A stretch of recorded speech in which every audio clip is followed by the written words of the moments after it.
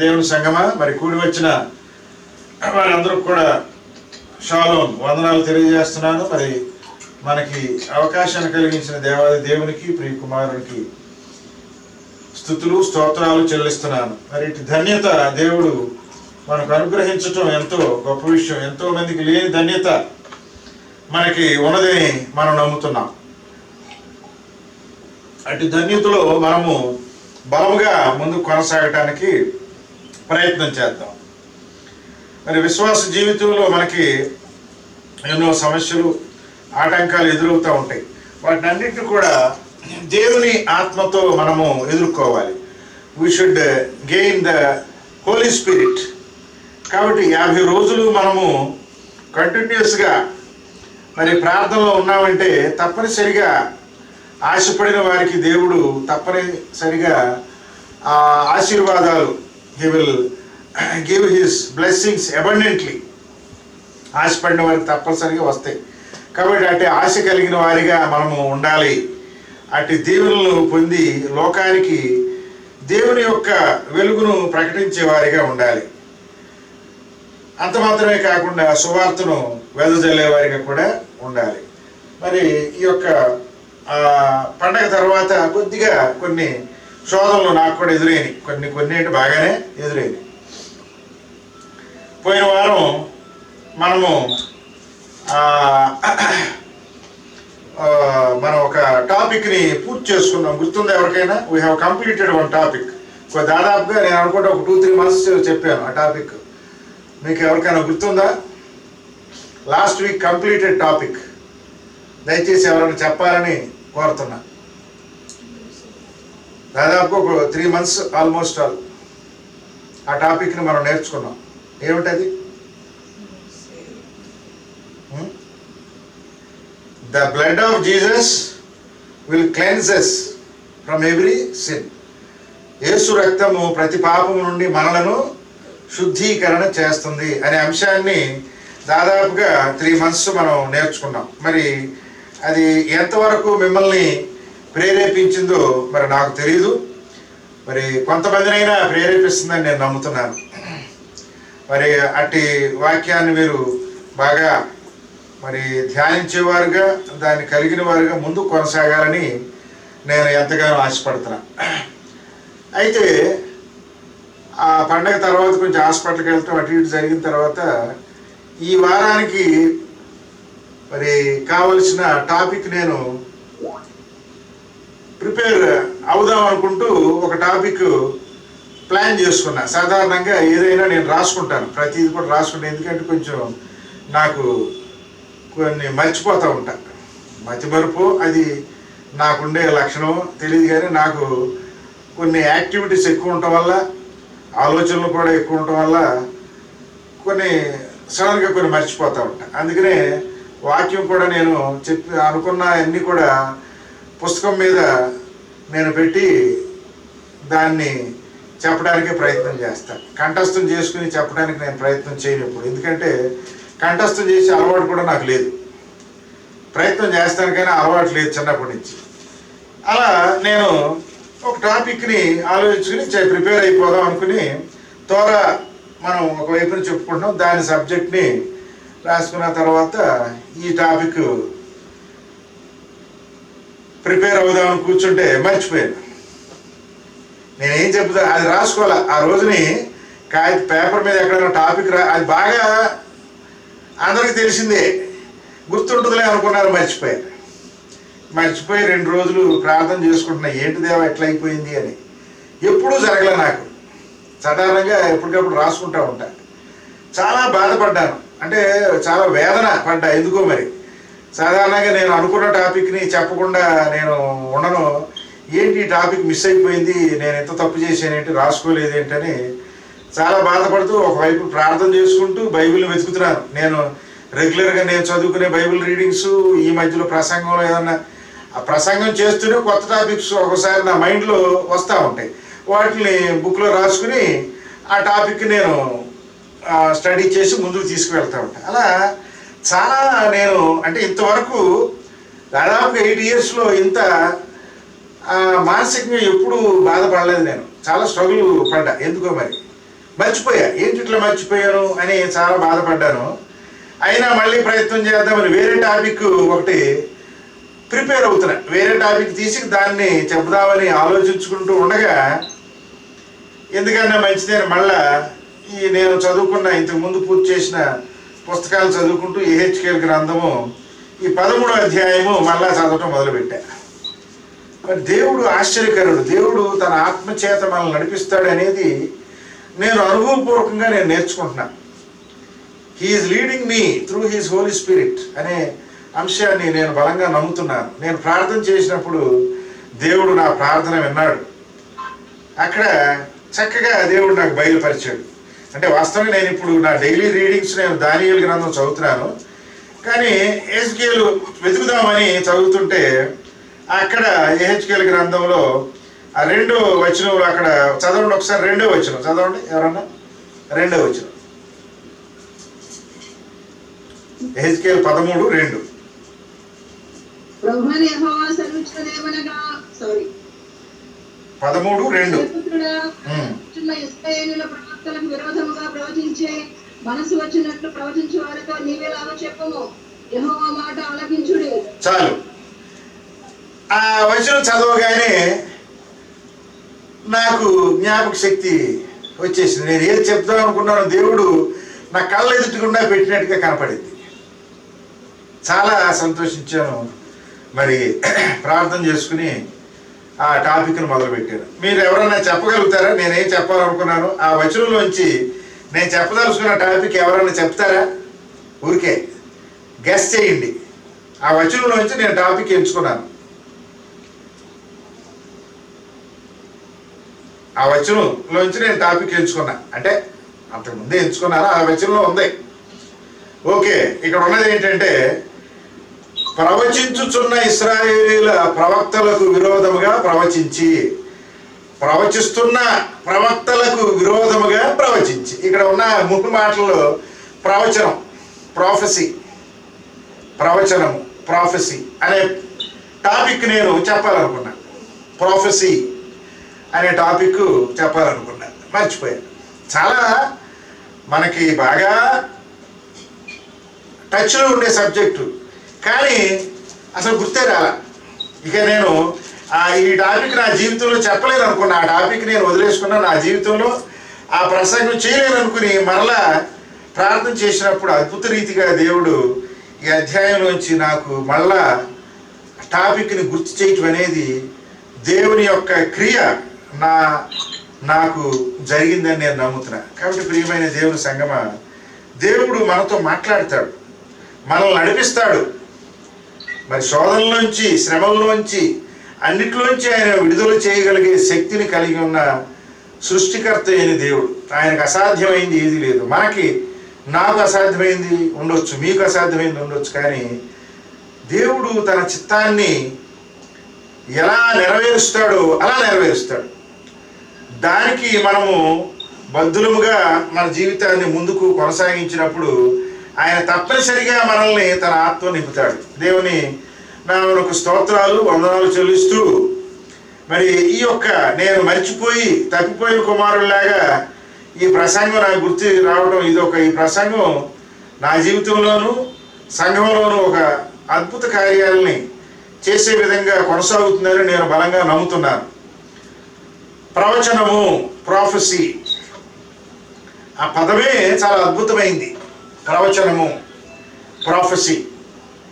మరి ఈ యొక్క ప్రవచనాన్ని గురించి మనము ఏది నేర్చుకున్నా మీ అందరికీ తెలిసినట్లే నేను మూలాల్లోకి వెళ్ళి వెతుక్కుంటా. ఎప్పుడు కూడా ఇంకా పైన వెతకను. ఇందాక మనం చదువుకున్న అక్కడ అంటే ఈ అధ్యాయాన్ని మళ్ళీ మనం ధ్యానం చేస్తాం, తర్వాత వస్తుంది. అక్కడ ఉన్నది ఏంటంటే మట్టితో కట్టిన ఇంటికి గొచ్చు చేశాడంట. ఇటుకలతో కట్టబడలే, రాతితో కట్టబడలేదు ఆ ఇల్లు. కేవలము మట్టితో మట్టితో ఇల్లు కడతారు తెలుసుగా మీకు. నేను కట్టాను, మా చిన్నప్పుడు నేను కట్టాను. నేను ఎక్స్పర్ట్ని మట్టితో ఇల్లు కట్టడంలో. అడుస్తూ తొక్కేసి ఒక ఇంత ఎత్తు కడతాం, ఒక 1 ఫీట్. ఇప్పుడు ఇటుక గోడలాగానే కడతాము. దాన్ని కట్టిన తర్వాత అది ఎండిపోద్ది. ఒక 2-3 డేస్కి ఎండిన తర్వాత మళ్ళీ దానిపైన మళ్ళీ అలా మట్టి గోడతో కడతాం. అది కాకుండా పిచ్చి పిచ్చి చెట్లన్నీ కూడా దడిలా కట్టేసి అటు ఇటు మట్టి వేసి కడతాము. అదొక విధానం. మా చిన్నతనంలో మరి మా తండ్రి ఒక ఎడ్యుకేషన్ ఆఫీసర్గా ఉన్నా, మరి విద్యావంతులుగా ఉన్నా కానీ ఆ రోజుల్లో మా పరిస్థితులు బట్టి అక్కడ మట్టి ఇంట్లో ఒక చావిడిలో యేసుప్రభు ఆ పశువుల శాలలో పుట్టినట్టుగా మా జీవితం ఎక్కువ కాలము చావిడి నుండి కన్వర్ట్ అయిన ఇంటిలోనే మేము బతికాం. దాదాపుగా నా యవన కాలం వరకు కూడా 21 years వరకు కూడా నేను హైదరాబాద్ వచ్చే వరకు కూడా ఆ ఇంట్లోనే మేము ఉన్నాం.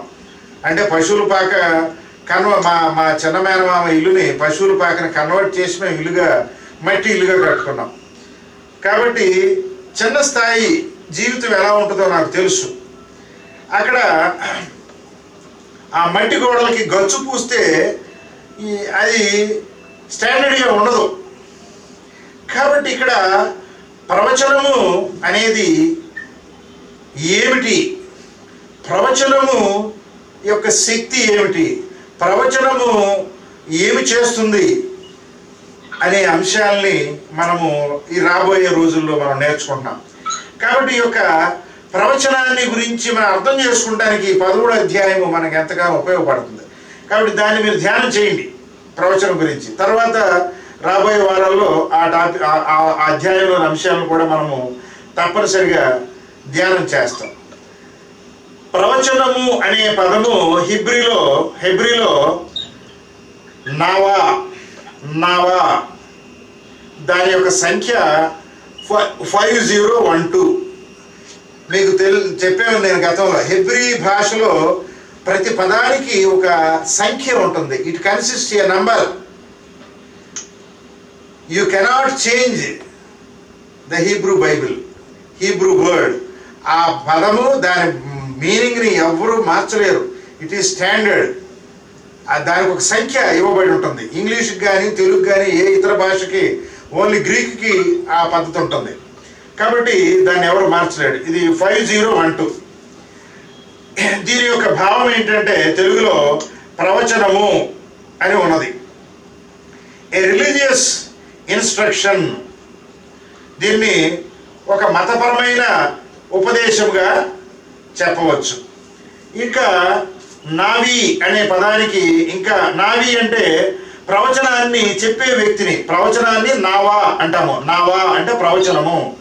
నావి అంటే ప్రవచనాన్ని చెప్పే వ్యక్తిని నావి అంటాము. Spokes person, spokes man, speaker, profit అనే మాటలతో పిలుస్తాం. అయితే ఈ యొక్క ప్రాఫెసీ, మరి ఈ యొక్క ప్రవక్త అనే పదానికి ఇంకా ఏమున్నాయంటే నెవి ఊత్ అనే పదాన్ని కూడా ఉపయోగిస్తాం. నెవి ఊత్. ప్రాఫెసీ అనే పదాన్ని నావా అంటాము. ఇంకొక పదము నెవి ఊత్ అంటే కూడా ప్రాఫెసీ. నెవువా అంటే కూడా ప్రాఫెసీనే. దీని భావం ఏంటంటే ప్రెడిక్షన్, ఊహించటము, జరగబోయేదాన్ని. సూద్ అంటే మరి సోది చెప్పినట్లుగా. A prediction of what will happen in the future. మరి మిరియాం వెబ్స్టర్ డిక్షనరీలో ఉన్న అర్థం ఏంటంటే, ఏది ప్రాఫెసీ అనబడే నెబువా అనే పదానికి ఉన్న అర్థాలు ఏంటంటే prediction of what will happen in future. భవిష్యత్తులో జరగబోయేదాన్ని చెప్పడాన్ని మరి నెబువా అంటాము, ప్రాఫెసీ లేదా ప్రవచనం అంటాం. And inspired utterance of A profit. ప్రేరేపణ చేత ఒక ప్రవక్త చెప్పే మాటలను కూడా ప్రాఫెసీగా చెప్తాం, ప్రవచనం. A prediction of something to come, prophecy. ఊహించి అంటే మన యొక్క ఊహా జనితమైన ఆలోచనల చేత చెప్పేదాన్ని కూడా ప్రాఫెసీగా చెప్తారు. మరి ఇది నౌన్, ప్లూరల్గా ఉన్నది. ఇంకొక అర్థం ఏంటంటే the foretelling or prediction of what is to come, something that is dictated by a prophet, especially a divinely inspired prediction, instruction or exhortation. అంటే దైవికముగా దేవుని ఆలోచనలు, ఉపదేశాలని తెలుసుకుని ఒక ప్రవక్త ప్రవచించే ఉపదేశాన్ని ప్రవచనంగా చెప్తారు. A divinely inspired utterance or revolution, the action, function or faculty of a property. ఇన్ని రకాలుగా డిక్షనరీ మీనింగ్స్ మనకు ఉన్నాయి, మీరు కూడా చూసుకోవచ్చు. కాబట్టి మొత్తం మీద what will happen in the future అనే అంశాన్ని దేవుని యొక్క ఆత్మ కలిగి చెప్పడాన్ని ప్రాఫెసీ అంటారు. అయితే కొంతమంది ఇతర ఆత్మల చేత, సొంత జ్ఞానం చేత చెప్పే వ్యక్తులు కూడా ఉన్నారు. That is not a prophecy. Prophecy అనేది ఖచ్చితంగా దేవుని యొక్క ప్రేరేపణ చేత, దేవుని యొక్క ఆత్మ చేత ఆ ప్రవక్త చెబితే అది మాత్రమే ప్రవచనముగా ఎంచబడుతుంది. That is only called a prophecy. దాని గురించి మనము అనేక విషయాల్ని నేర్చుకుందాం. ఇక్కడ ప్రాఫిట్ అంటే ప్రవచనము చెప్పే వ్యక్తిని ప్రాఫిట్ అంటాము, ప్రవక్త అంటాం తెలుగులో. ఈ పదాన్ని గ్రీకులో ఈ ప్రాఫిట్ అనే పదము గ్రీకులోని ప్రాఫిటెస్ అనే పదం నుంచి ఉత్పాదించబడింది. ఇట్ ఈస్ డెరైవ్డ్ ఫ్రమ్ ప్రాఫిటెస్ అనే గ్రీక్ పదంలోంచి వచ్చింది. కాబట్టి బైబిల్ ప్రకారము మరి ఈ యొక్క ప్రవచనం అంటే ఏమిటో మనకు అందరికీ దాదాపుగా తెలిసిన అంశమే. 2వ పేతురు 1వ అధ్యాయము 21వ వచనం చూద్దాం. 2వ పేతురు 1వ అధ్యాయము 21వ వచనం. వాట్ ఈజ్ ప్రాఫెసీ అనేది అక్కడ డెఫినేషన్ మనకి కనబడుతుంది. చదవండి. ప్రవచనము ఎప్పుడూ మనుషుని ఇచ్చను బట్టి కలగలేదు, కానీ మనుషులు పరిశుద్ధాత్మలను ప్రేరేపింపబడిన వారై దేవుని మూలముగా పలికిరి.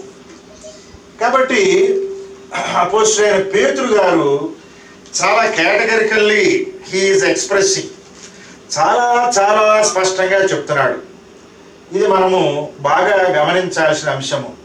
ప్రవచనము అనేది మనుష్యుని ఇచ్చను బట్టి కలగలేదు. మనుష్యుని ఇచ్చ అంటే ఇష్టానుసారముగా కలగలేదు. The prophecy came not in old time by the will of man. ఇక్కడ ఇంకా పూర్వం అనే పదము మనకి ఉన్నట్లేదు కదా. ప్రవచనము అంటే ఎల్లప్పుడూ అని ఉంది, కానీ ఇంగ్లీష్లో ఉంది పూర్వం నుండి, ఫ్రమ్ ద బిగినింగ్ అని ఉండాలి.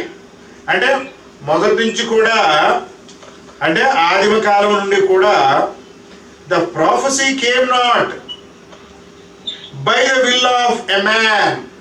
మానవుని యొక్క సొంత ఆలోచన చేత మరి కలగలేదు అనే విషయాన్ని మనం గమనించాలి. It is not according to the will of human being, but holy men of God speak as they were moved by the Holy Spirit.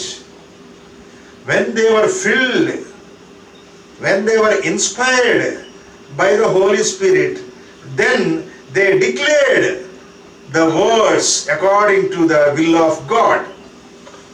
పరిశుద్ధాత్మ చేత నింపబడిన వారై, ప్రేరేపించబడిన వారై దేవుని యొక్క చిత్తాన్ని వారు తెలియజేశారు.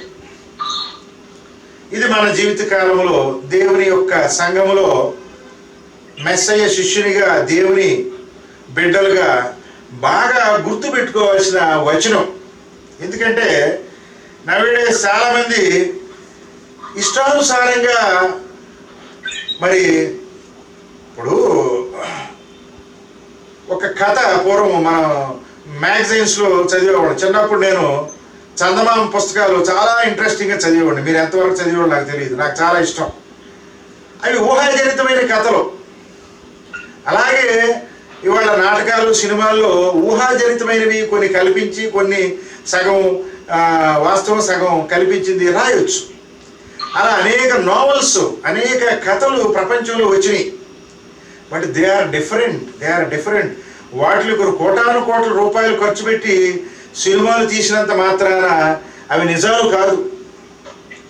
They are not realistic things. అవన్నీ కూడా కల్పితమైనవి. They are imaginary things. కానీ దేవుని యొక్క వాక్యము ఏదైతే ఉన్నదో, దైవ గ్రంథంలో ఉన్నవి ఏవైతే ఉన్నాయో అవి మానవుని ఊహాజనితమైన ఆలోచనలు కాదు. not according to the will of, not according to the image of human beings. అవి కేవలము దేవుని ఆత్మచేత ప్రకటించబడినాయి. దీన్ని మనం బాగా గుర్తుపెట్టుకోవాలి. కాబట్టి దేవుని వాక్యాన్ని మనము ధ్యానించేటప్పుడు, చదివేటప్పుడు కొంచెము జాగ్రత్తగా సిద్ధపాటు కలిగి, అంటే సాధారణ బైబిల్ చదువుతాం, బైబిల్ చదివేటప్పుడు కూడా ఎడాపెడ చదవకూడదు. You must have preparation. దేవుని గ్రంథాన్ని పట్టుకుంటున్నామంటే యూ షుడ్ పొజెస్ హోలీనెస్. మనము ఏదో పని చేసి సడన్గా వచ్చి ఆ బైబిల్ గ్రంథాన్ని పట్టుకుని చదవటం కాదు. వీ మస్ట్ కనీసం కాళ్ళు చేతులు కడుక్కుని, అంటే ఏదైనా దుమ్ము ధూళి ఉండొచ్చు, మనం ప్రార్థన చేసుకుని సిద్ధపాటు కలిగి వాక్యాన్ని చదువుకున్నప్పుడు దేవుని ఘనపరిచిన వారుగా ఉంటాము. దేవుని పరిశుద్ధతను మనము పొందిన వారుగా ఉంటాము. కాబట్టి వాక్యాన్ని ధ్యానించేటప్పుడు ఫిజికల్గా, స్పిరిచువల్గా వీ షుడ్ ప్రిపేర్. అంతేగాని ఎప్పుడు కుదిరితే అప్పుడు చదవచ్చు. నేను చదవటం తప్పట్లా, బట్ ఆ పరిశుద్ధతను కలిగి మనము దేవుని దగ్గర సంబంధాన్ని కలిగి ఉండాలి. దేవునితో సంబంధాన్ని కలిగి ఉండాలంటే ఆ పరిశుద్ధతను మనం కలిగి ఉన్నప్పుడు దేవుడు మనతో మాట్లాడతాడు. ఆయన మనతో సహవాసం చేయాలని కోరుకుంటున్నాడు. ఆయన మనకి ఎన్నో విషయాలు నేర్పించాలని కోరుకుంటున్నాడు. కాబట్టి మరి ఆ యొక్క పరిశుద్ధతను, అంటే స్కూల్లోకి పిల్లలు వెళ్ళేటప్పుడు చక్కగా స్నానం చేసి డ్రెస్ అప్ అయ్యి ఏ విధంగా వెళతారో, మనం కూడా వాక్యాన్ని ధ్యానించేటప్పుడు స్పిరిచువల్గా, ఫిజికల్గా సిద్ధపాటు కలిగి మనం ధ్యానించినప్పుడు దేవుడు తన ఆత్మను మనకు అనుగ్రహించి మనతో మాట్లాడతాడు. కాబట్టి అట్టి సిద్ధపాటును మనం కలిగి ఉండేవారిగా ముందుకు కొనసాగాలని నేను కోరుతున్నాను. కాబట్టి దేవుని యొక్క ప్రవచనము చాలా బలమైనది, సృష్టికర్త యొక్క మాటగా మనము గమనించాలి. 1 కొరింథీ 14వ అధ్యాయము 3 నుండి 5 వచనాలు కూడా చూద్దాం. 1 Corinthians chapter 14, 3 to 5. క్షేమాభివృద్ధియు, హెచ్చరికయు, ఆదరణయు కలుగునట్లు ప్రవచించువాడు మనుషులతో మాట్లాడుచున్నాడు. భాషతో మాట్లాడేవాడు తనకే క్షేమాభివృద్ధి కలుగు చేసుకున్నాడు, కానీ ప్రవచించువాడు సంఘములకు క్షేమాభివృద్ధి కలుగు చేయను. ఇక్కడ అపోస్తలుడైన పౌలు గారు ప్రవచనం గురించి ప్రత్యేకమైన శ్రద్ధను చూపిస్తున్నాడు. Special attention he is paying. ఇక్కడ ఒక్కొక్కరికి కృపావరము ఒక్కొక్క విధంగా ఉంటుంది. కృపావరాలు అందరికీ ఒకే విధంగా ఉండవు. కాబట్టి క్షేమాభివృద్ధి, హెచ్చరిక, ఆదరణ, ఈ 3 కలగాలి. ప్రవచనము మనము ఆ ప్రవచించేవాడు మనుషులతో మాట్లాడేటప్పుడు 3 విషయాలు అక్కడ ఉన్నాయి. క్షేమాభివృద్ధి, హెచ్చరిక, ఆదరణ. అంటే ప్రవచనము మనల్ని ఏమి చేస్తుందండి? ఎడిఫికేషన్. మొట్టమొదటిగా ఇట్ విల్ ఎడిఫై, క్షేమాభివృద్ధి. ఎడిఫికేషన్ గురించి గతంలో నేను చెప్పాను. మన యొక్క స్పిరిచువల్గా, ఫిజికల్గా మనల్ని అభివృద్ధి పరుస్తుంది. ఇట్ విల్ ఎడిఫై అస్. మీరు ఆ మాటలు రాసుకుని దాని అర్థాలు కూడా చూసుకోండి. ఎడిఫికేషన్ చాలా బలమైన పదం అది, ఎడిఫికేషన్ అనేది. రెండోది ఎగ్జార్టేషన్. ఎగ్జార్టేషన్ అంటే హెచ్చరిస్తుంది, అది మనల్ని హెచ్చరిస్తుంది. అండ్ కంఫర్ట్, మనకి ఆదరణ కలుగజేస్తుంది. It will edify and it will exhort and comfort. మనల్ని క్షేమాభివృద్ధి అంటే మనకు క్షేమాన్ని కలుగజేస్తుంది. అంటే ప్రవచనంకి ఉండాల్సిన లక్షణాలు ఏంటి? వినేవారికి క్షేమాన్ని కలుగు చేయాలి, వాళ్ళకి మేలుని అందించాలి. రెండోది వారిలో ఉండే లోపాలని, తప్పుల్ని హెచ్చరించేదిగా ఉండాలి. అంతేగాని ఆ వినేవాడు తప్పుని ప్రేరేపించే విధంగా ఉండకూడదు. వారి యొక్క తప్పుల్ని హెచ్చరించేదిగా ఉండాలి. మూడవది వారికి కంఫర్ట్, అంటే వారు శ్రమల్లో, వాళ్ళ వేదంలో, వాళ్ళ ఇబ్బందుల్లో, బాధల్లో వాళ్ళను ఓదార్చే విధంగా ప్రవచనం ఉండాలి. ప్రవచనానికి ఉండవలసిన లక్షణాలు అంటే అది ప్రవచనమా కాదా అని మనం ఒక లిట్మస్ టెస్ట్ కనుక చేయాలనుకుంటే these 3 characters should be there. Edification అంటే క్షేమాభివృద్ధి, ఎగ్జార్టేషన్ అంటే ఏమన్నాము, ఎగ్జార్టేషన్ అంటే హెచ్చరిక, మూడవది కంఫర్ట్ ఆదరణ. ఈ 3 ఉండాలి. ఇకపోతే ఈ ఆత్మీయ వరాల్లో పౌలు గారు ఏమంటాడు ఇక్కడ, భాషతో మాట్లాడువాడు అంటే ఇతర భాషలతో మాట్లాడువాడు తనకు క్షేమాభివృద్ధిని కలగజేసుకుంటాడు. అంటే ఇంటర్ప్రిట్ చేసేవాడు. He that speaketh an unknown tongue అంటే తెలియని భాషని మనకి తెలియజేసేవాడు మరి మనకి మేలు కలుగజేస్తాడు, తనకు కూడా మేలు చేసుకుంటాడు. But he that prophesieth edifieth the church. ప్రవచనాన్ని ఎవరైతే అందిస్తారో వాళ్ళు సంఘానికి మేలుకరంగా ఉంటారు. కాబట్టి ప్రవచనము సంఘాన్ని అభివృద్ధి చేసేదిగా ఉండాలి, సంఘానికి క్షేమాన్ని కలుగు చేసేదిగా ఉండాలి. కాబట్టి ప్రవచనము ఈ లక్షణాలని కలిగి ఉండాలి అని అపోస్తలుడైన పౌలు చెప్తున్నాడు. అంటే ఇక్కడ ప్రవచనము పూర్తిగా ఆగిపోయిందని నేను చెప్పను, కానీ ప్రవచనాన్ని చెప్పే అంతటి పరిశుద్ధాత్మ శక్తిని పొందే పరిశుద్ధత నేటి విశ్వాసంలో అంతగా లేదు అనేది నా అభిప్రాయం. మనలో పరిశుద్ధత చాలా తక్కువగా ఉంటుంది. కాబట్టి ప్రవచనాన్ని చెప్పే అంతటి సామర్థ్యాన్ని, పరిశుద్ధతను